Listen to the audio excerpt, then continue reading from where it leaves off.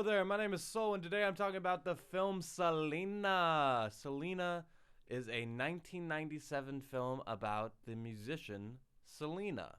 I did not know little to anything about Selena before this film. My fiance is a big fan of this movie. She's a big fan of Selena in general, and with the Netflix show coming out soon at the time of this recording, I thought, yeah, let's watch this film. She wanted to, and I was down for it. Why not?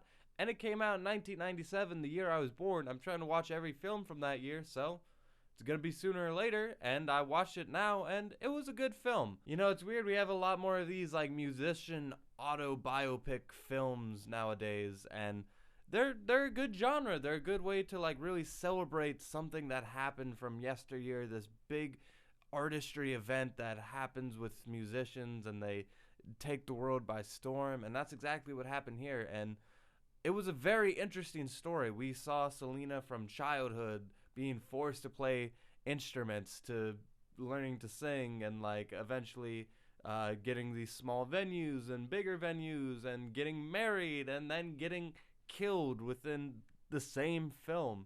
It's a lot. It's a lot to unpack, but it was mostly classy. It starts off a lot with her dad. Her dad is a big driving force for this film. A lot of the plot revolves around him. He's also her agent later in the film. And that was all super interesting. I loved everything with him. The family dynamic, a lot of that worked. The kid actors were a little annoying at some points, but I really liked the opening to this film. That being said, they kind of got to speed things up a little bit. It's a quick flash forward. Selena's doing all these quick tours and doing all this.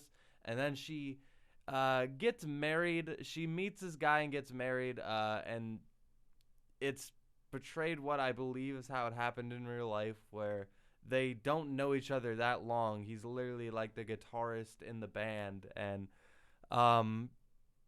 that was something I didn't think they really needed to adapt. Obviously, that's a big part of her life, but like a lot of her family were also really important relationships, but like we didn't fully explore like her brother and sister's relationship. This could have been something that was just brushed across and they just, leave it to the Wikipedia pages kind of thing. I don't think it was necessary. We have a lot of scenes dedicated to this, and it doesn't really achieve anything. And then once we get past that hurdle, it's about time to finish up the movie. We gotta get into the last arc and get into the tragedy, which is all really sad. And it kind of feels like they held back a little bit with the end there. By the end of the film, it just kind of turns into like a straight dedication piece, a straight memorial to Selena, and doesn't really care about the story it was telling at the beginning of the film. A lot of like the big moments, like there's her family crying over her. Those were big moments, and they kind of just gloss over them. And again, this is spoilers, but like again, it's based off a true story. It's hard to like. It's a well-known tragic American Mexican tragedy that happened. Selena. Overall, it was an interesting film. I was intrigued enough to download a couple albums by her. I enjoyed what I've heard so far. And I'll finally understand the reference of whenever my fiance is around the house going, anything for Selena. That's probably a terrible accent, but that's what she does. She can roll her R's. I can't roll my R's. Oh